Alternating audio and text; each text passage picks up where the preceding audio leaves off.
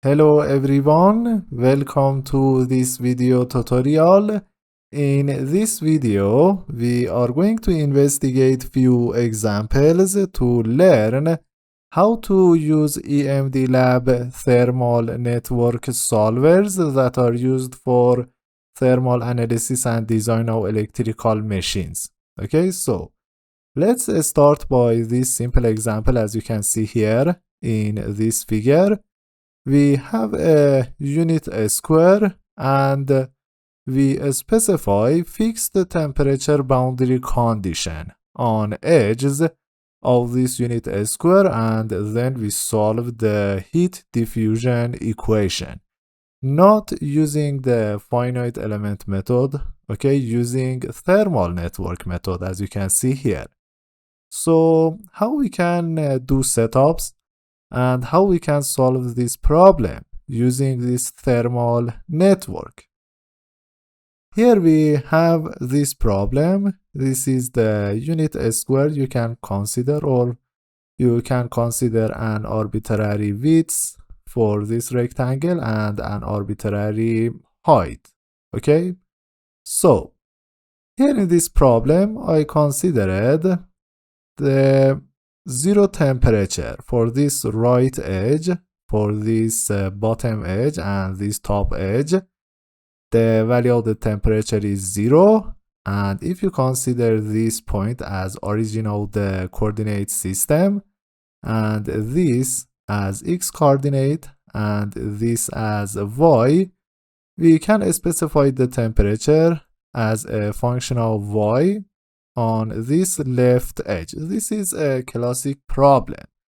And if you consider a constant thermal conductivity for material of this solution domain, you can solve this problem analytically using Fourier series, okay, method of separation of variables, and finally calculate the average temperature, the maximum temperature, and so on. But how we can use the thermal equivalent network? Yes, that is a good method, especially for electric machines. Okay, when we have different materials and when we have contacts and when we want to do fast simulations for thermal analysis, design, and optimization. So here we have this M file. I included these examples also in GitHub. You have access, okay, you can try this example and check the results. So the example 1 is the box problem, case 1. In this case, we solve the 2D heat diffusion equation in box with non-zero temperature at left edge and zero temperature for the rest. So here is the initialization of the problem, and we have these inputs. The width of the box I considered 1, height of the box, and this is the depth of the problem, 1 meter. Okay, units here are meter. And this is the mesh size. What is the mesh? This is a thermal network solver. I will explain. We generate the geometry of the problem, then we use quadrilateral mesh, okay, to divide the problem into these blocks, okay, these quadrilaterals, and then we replace each quadrilateral with the equivalent thermal resistances, okay. Then we can connect these thermal resistances at edges of each two quadrilaterals, okay, that are connected to each other to construct the full circuit, and then we can apply boundary conditions in terms of the finite element method. And in our case, in a thermal network, actually we specify temperature of these nodes, okay, to solve the problem. And finally we can visualize the temperature distribution. Actually, using this equivalent circuit, we can calculate the temperature of this point. We can calculate average temperature, okay, and we can generate different plots. I will explain. So here, as you know, like previous problems for the magnetic static analysis or the magnetic transient, we define the geometry first, and I generate this rectangle loop. I generate this quadrilateral mesh, okay, and I add the copper material for this mesh zone that I generated, and finally I set the thermal conductivity equal to 1, okay, because I want to check the solutions that I get here with the analytic solution, okay. So then I add this solver, thermal static 2D, two-dimensional thermal static solver, thermal network on quadrilateral mesh, and I set the length unit and depth of the problem. So here, let me place a breakpoint here. I want to start with a big mesh size, for example 0.5, and run the code m dot show mesh zones. As you can see here, we have only one mesh zone, this unit square, and I divided this unit square into 4 elements, 4 quadrilaterals, and here m dot show free boundary. You can see the free boundary of the problem. So here I get indices of edges, okay, indices of edges that are on the left edge of the problem to apply this fixed temperature boundary condition. So if I place a breakpoint here and run, I can show these edges, okay. As you can see here, we have these 2 edges. Actually, using this edge, we can find on what point of the thermal network we should apply fixed temperature boundary condition, okay. So here for the rest edges, we first find indices of edges and we apply 0 temperature, okay. And finally, we can solve the problem, plot the thermal network and plot the temperature. This is the number of contour lines. If I run this code, as you can see here, we have this thermal network, okay. Only we have 4 quadrilaterals, and we replaced each quadrilateral with this equivalent circuit. Yes, we have this full circuit. We can construct the conductance matrix, as you know, and apply the boundary conditions, apply temperature at these nodes, and solve the problem.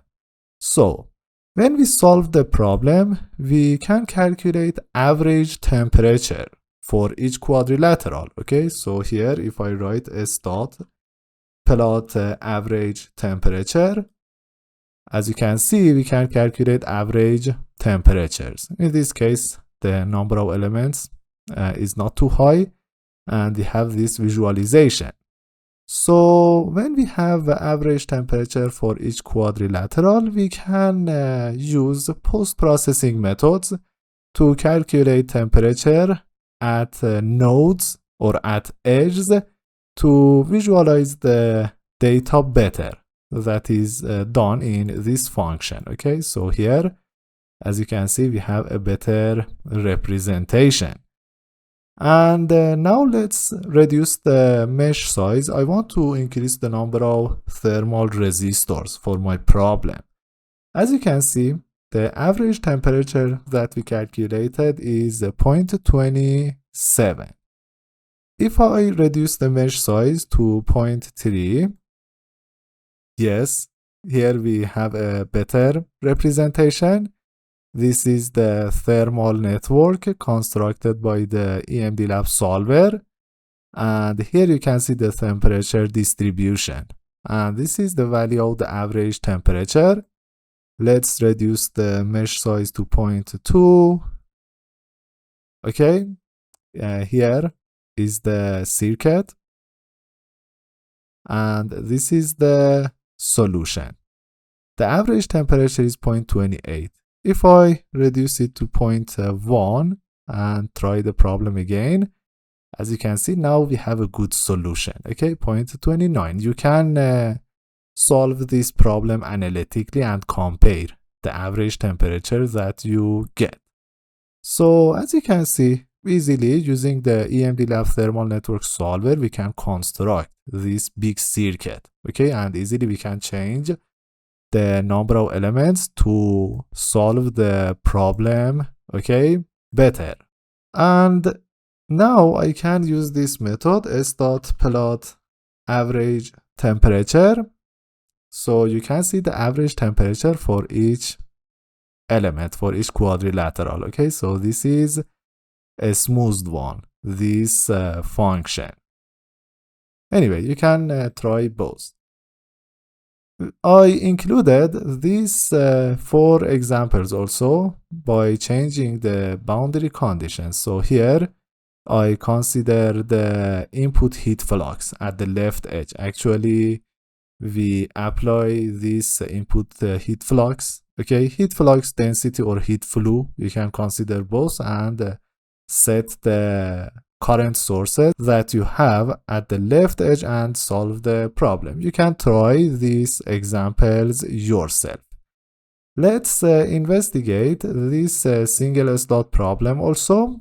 Here I have dimensions of the stator core, the stator slot, and the thickness of the housing. I want to consider one slot and set thermal conductivities, equivalent thermal conductivities that I have for different regions, and solve the problem. Okay, so if I consider the mesh size equal to 3 here and run this code, as you can see, we have this temperature distribution. Okay, this is the thermal network. Let me show the global geometry. As you can see here, we have 3 regions. This is the copper, in slot copper. This is the stator, and this is the housing. A simple problem. Okay, you can try this problem. And as you can see here, when we generate this mesh, okay, when we generate this quadrilateral mesh, we can replace each quadrilateral with equivalent thermal resistors. Okay, so finally we can construct the full thermal network and solve the problem. Here you can see the thermal network. Okay, for example, these elements, this is the copper and we have the stator. Yes, you can increase the mesh size, okay, for example to 5, and check the solution. Here in this case the average temperature is 52.55. yes, even using this big mesh size, let's increase the mesh size more to 10. Yes, in this case we have these only 8 elements for the inner slot copper. Yes, and this is the housing side. Yes, and we have this value for the average temperature. That is okay. Yes, so this is a good method for fast thermal analysis, and you can use it in your designs. You can reduce the mesh size, for example, equal to 1, and solve this problem also. Here we have a good representation for the temperature distribution, and the average temperature is the same. Okay, so here you can see this detailed thermal network. Yes, we replaced this solution domain by this number of thermal resistors. Okay, and solve the problem. So yes, you can investigate these examples and try these examples considering different boundary conditions. I included all boundary conditions in examples, okay, and check the results.